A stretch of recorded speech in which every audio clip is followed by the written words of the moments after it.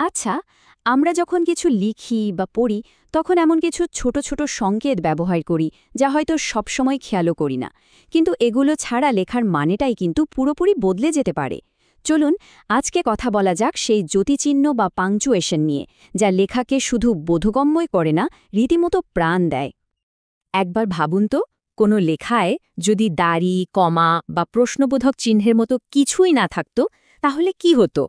একটা বাক্য ঠিক কোথায় শুরু আর কোথায় গিয়ে শেষ হচ্ছে, কোথায় একটু থামতে হবে বা কোনটা প্রশ্ন আর কোনটা সাধারণ কথা, এইসব বোঝাটা কি সাংঘাতিক কঠিন হতো? পুরো লেখাটাই যেন একটা গোলকধাঁধা হয়ে যেত, তাই না? আর এই গোলকধাঁধার সমাধানটাই হলো জ্যোতিচিহ্ন।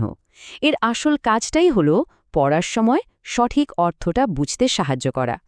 ব্যাপারটাকে অনেকটা রাস্তার ট্রাফিক সিগন্যালের মতো ভাবতে পারেন। এই চিহ্নগুলোই আমাদের বলে দেয় কখন থামতে হবে, কখন একটু গতি কমাতে হবে, আর কখন বাক্যের সুরটা পাল্টে ফেলতে হবে। তো জ্যোতিচিহ্নের এই বিশাল দুনিয়ায় চলুন প্রথমেই সেই চিহ্নগুলোকে দেখে নিই, যেগুলো একটা বাক্যের একেবারে শেষে বসে সমাপ্তি ঘোষণা করে। এগুলোকে বলা যেতে পারে লেখার সবচেয়ে পাকা এবং শক্তিশালী সিগন্যাল। এই তালিকার শুরুতেই আছে আমাদের সবার পরিচিত চিহ্ন দাড়ি বা ফুল স্টপ। এর কাজটা কিন্তু একদম সোজাসাপটা।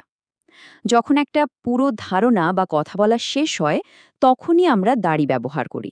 এটা পাঠককে পরিষ্কারভাবে বলে দেয় এই চিন্তাটা এখানেই শেষ হলো, এবার পরের কথায় যাওয়া যাক। যেমন ধরুন এই বাক্যটা, শি ইজ এ ডক্টর। এখানে দাড়ি চিহ্নটা বাক্যটাকে একটা সম্পূর্ণ আর নিশ্চিত তথ্য হিসেবে তুলে ধরছে। এখানে কিন্তু কোনো প্রশ্ন বা সন্দেহের জায়গা নেই, শুধু একটা স্পষ্ট ঘোষণা। দাড়ি যেখানে একটা বাক্যকে থামিয়ে দেয়, সেখানে এই চিহ্নটা কিন্তু বাক্যের মেজাজটাই একদম পাল্টে দেয়। হ্যাঁ, আমি প্রশ্নবোধক চিহ্নের কথাই বলছি। যখন কোনো বাক্য দিয়ে তথ্য দেওয়া হয় না, বরং উল্টে তথ্য জানতে চাওয়া হয়, তখনই এর ব্যবহার। এটা সরাসরি পাঠককে একটা প্রশ্নের মুখোমুখি করে আর একটা উত্তরের জন্য অপেক্ষা করে। যেমন এই বাক্যটা, হোয়াট ইজ ইয়োর নেম? দেখুন, এই প্রশ্নবোধক চিহ্নটাই কিন্তু বাক্যটাকে একটা সাধারণ কথা থেকে একটা জিজ্ঞাসায় বদলে দিয়েছে। বাক্য শেষের চিহ্নগুলোর মধ্যে আমাদের শেষ সদস্যটি লেখায় নিয়ে আসে একরাশ আবেগ আর অনুভূতির ছোঁয়া। এটা হলো বিস্ময়সূচক চিহ্ন। যখন আমরা কোনো জোরালো অনুভূতি, যেমন খুব আনন্দ, অবাক হওয়া, রাগ বা ভয়ে প্রকাশ করতে চাই, তখন এই চিহ্নটা ব্যবহার করি। এটা লেখাকে যেন জ্যান্ত করে তোলে, একটা দারুণ এক্সপ্রেশন দেয়। এই উদাহরণটা দেখুন, হোয়াট আ বিউটিফুল ভিউ।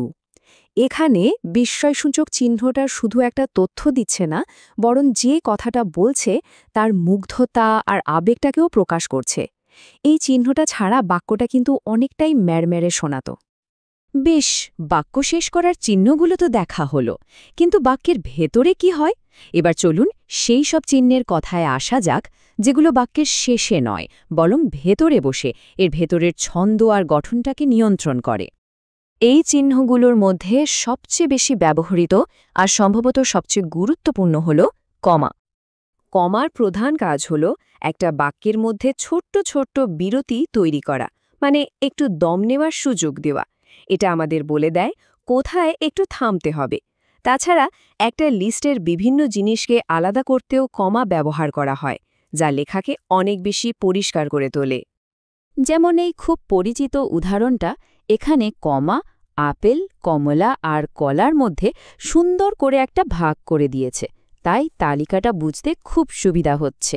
কমা না থাকলে তো মনে হতো অ্যাপলস, অরেঞ্জেস অ্যান্ড বানানাস বলে একটা কোনো অদ্ভুত শব্দ। এবার আসা যাক সেমিকোলনের কথায়, এমন একটা চিহ্ন যা অনেকেই ব্যবহার করতে একটু দ্বিধাবোধ করেন। এর কাজটা কিন্তু খুব নির্দিষ্ট আর দারুণ। এটা এমন দুটো বাক্যকে জুড়ে দেয় যারা নিজেরা আলাদাভাবেও চলতে পারে, কিন্তু একসাথে থাকলে তাদের মধ্যে একটা গভীর সম্পর্কও বোঝা যায়। এটা দাড়ির মতো সম্পর্কটা একদম শেষ করে দেয় না, আবার কমার মতো ছোট্ট একটা পজও না, বরং এটা হলো দুটো বাক্যের মাঝের একটা মজবুত সেতু। এই উদাহরণটা দেখলেই ব্যাপারটা পরিষ্কার হয়ে যাবে। হি ওয়ান্টেড টু গো এবং আই ডিসাইডেড টু স্টে দুটোই কিন্তু সম্পূর্ণ বাক্য। কিন্তু সেমিকোলন দিয়ে জোড়ার ফলে বোঝা যাচ্ছে যে এই দুটো সিদ্ধান্তের মধ্যে একটা গভীর যোগাযোগ বা হয়তো একটা বৈপরীত্য আছে। আমাদের পরের চিহ্নটি হল কোলন। এটা অনেকটা মঞ্চের নাটক শুরুর আগে পর্দা ওঠার ঘোষণার মতো। পাঠককে যেন বলে, মনোযোগ দিন, এরপর গুরুত্বপূর্ণ কিছু আসছে। যখনই আমরা কোনো তালিকা শুরু করতে চাই বা কোনো কিছুর ব্যাখ্যা দিতে চাই কিংবা কোনো উদাহরণ তুলে ধরতে চাই, তার ঠিক আগেই কোলন ব্যবহার করা হয়। এটা একটা গেটওয়ের মতো কাজ করে, যা আমাদের পরের তথ্যের জন্য তৈরি করে দেয়। এই বাক্যটাতে 3 হবিজ বলার পরেই একটা কোলন ব্যবহার করা হয়েছে, আর এটা পাঠককে সঙ্গে সঙ্গে জানিয়ে দিচ্ছে যে এরপরই সেই 3টে শখের একটা লিস্ট আসতে চলেছে। চলুন এই দুটোকে নিয়ে যে কনফিউশনটা প্রায়ই হয় সেটা একদম দূর করে ফেলা যাক। সেমিকোলন দুটো স্বাধীন কিন্তু সম্পর্কিত বাক্যকে পাশাপাশি জুড়ে দেয়। অন্যদিকে কোলন একটা বাক্যের পর পরবর্তী তালিকা বা ব্যাখ্যার জন্য দরজা খুলে দেয়। একদম সহজ কথায় বলতে গেলে সেমিকোলন জোড়ে আর কোলন পরিচয় করিয়ে দেয়। তো এত সব আলোচনার পর আসল কথাটা কি দাঁড়ালো? চলুন এক নজরে সবটা ঝালিয়ে নিই। এই স্লাইডটা পুরো বিষয়টাকে এক জায়গায় নিয়ে এসেছে। দেখুন, দাড়ি, প্রশ্নবোধক আর বিস্ময়সূচক চিহ্ন একটা বাক্যের সমাপ্তি ঘটাচ্ছে বা তার ধরনটা ঠিক করে দিচ্ছে। আর অন্যদিকে কমা, সেমিকোলন আর কোলন বাক্যের ভেতরের ছন্দ আর প্রবাহটাকে নিয়ন্ত্রণ করছে। মানে প্রত্যেকটা চিহ্নরই একটা নির্দিষ্ট আর খুব জরুরি ভূমিকা আছে।